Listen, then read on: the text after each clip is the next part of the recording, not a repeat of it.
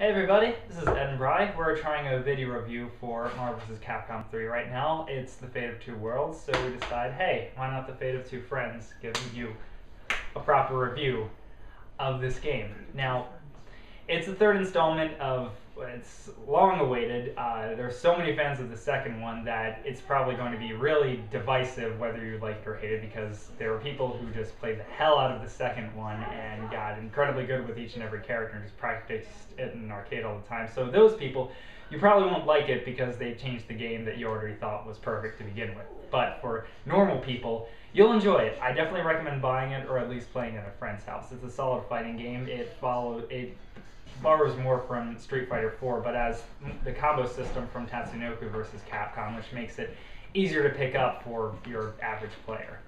As your interpretation, your view? I'm liking it so far. I mean, it's only been out a week now, and you know, there's 36 characters, one more than Super Street Fighter 4, 20 less than Marvel vs. Capcom 2. But all the characters are, you know, they're their own character. It's not.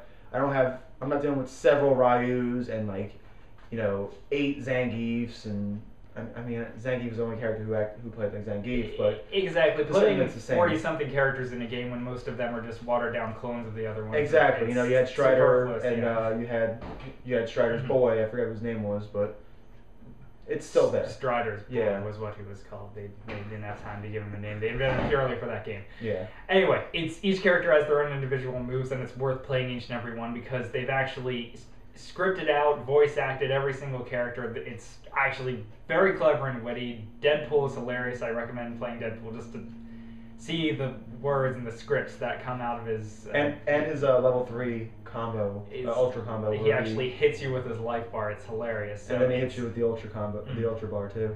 So less characters, but they took more time on the characters. Now, there's only 4 characters that you unlock through the game, and I honestly can't tell you how to really unlock or get achievements. The best way to do it is just play constantly, because I have no idea how you unlock things. You just play something, you do something, access a certain menu, turn down the volume on your TV, you unlock a character. It's very different from your usual game. In the second one, it was more based on skill and what you did and beating the game a certain amount of times that unlock characters for you. Now it's more of a test of your employment, and you download new characters when they come out. It's just the state of how video games are now because they have downloadable content and updates. So if you don't like that part of it, then just don't play any video game after circa 2005, 2006, because they're all going to be like that.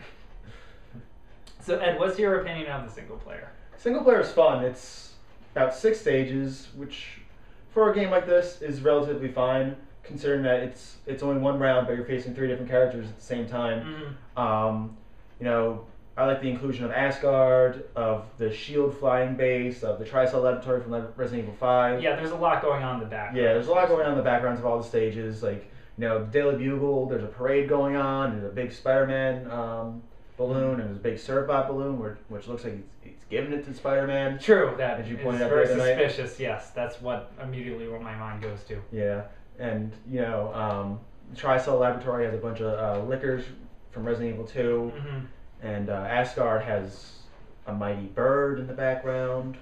I'm a fan of mighty birds. Even one's not so mighty. One's average in there. But you know, once you get done with single player, you know, after every fight, there's a little comic book screen, you know, with a little victory quote from whoever used to win the match. And at the end of round 6, Galactus tears away from the page, and you know, you fight Galactus.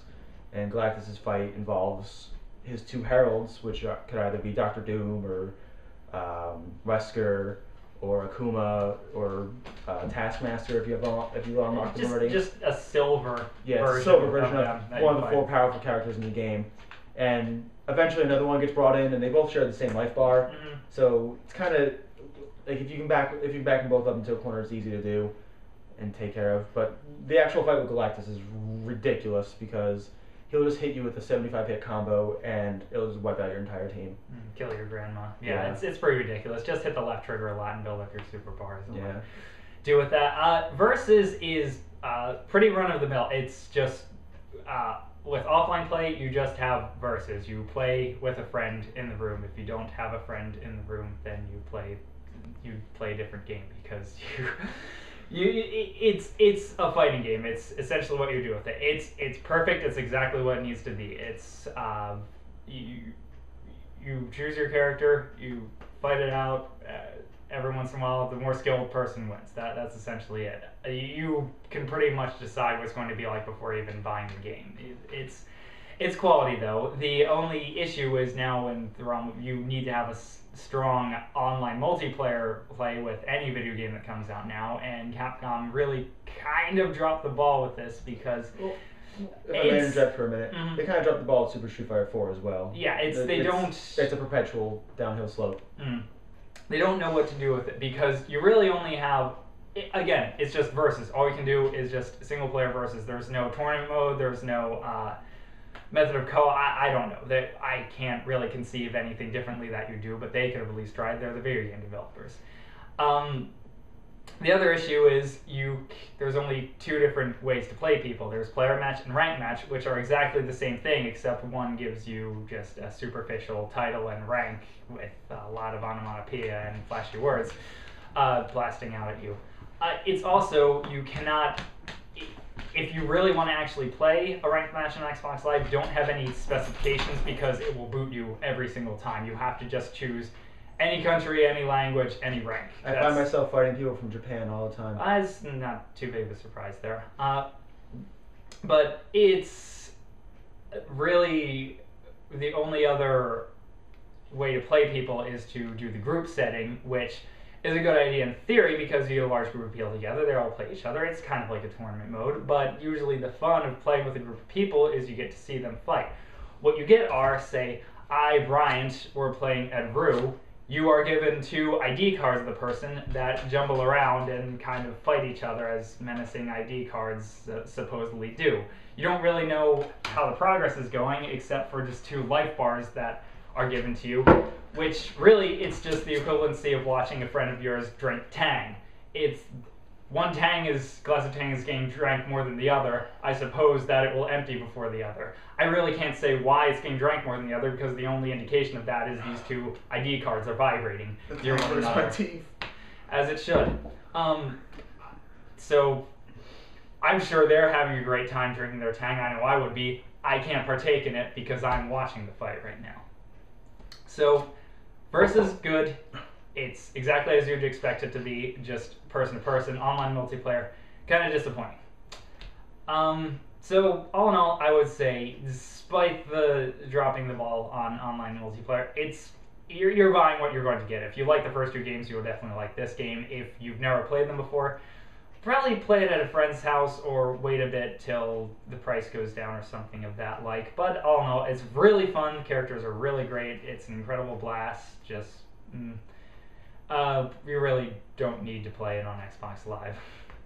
You could. It's probably better to play it on Xbox Live because if you're like me and you play it on the PS3, the only person you play against is Victor Kim. True. Yeah. If I suggest buying on 360, that's just for some reason everyone bought it on that. You'd think it'd be easier to play on a PS3 controller, but yeah, but you know. So unless you're Ed Rue and Victor Kim and have already bought the game, you have the 360 version or should buy it. So, also, Ed, you got the special edition. What did you get with that? I didn't get the special edition, actually. I just pre-ordered it. But the great people at GameStop were so kind enough to give me these 3 vinyl stickers for characters I'll probably never use, like Ryu, and Wolverine, and Dante, and Deadpool, I believe. And they all have the moves on the back, but it's only 7 of their countless moves. So it's kind of useless. I bought mine at Best Buy. I didn't get anything. Sucks for you.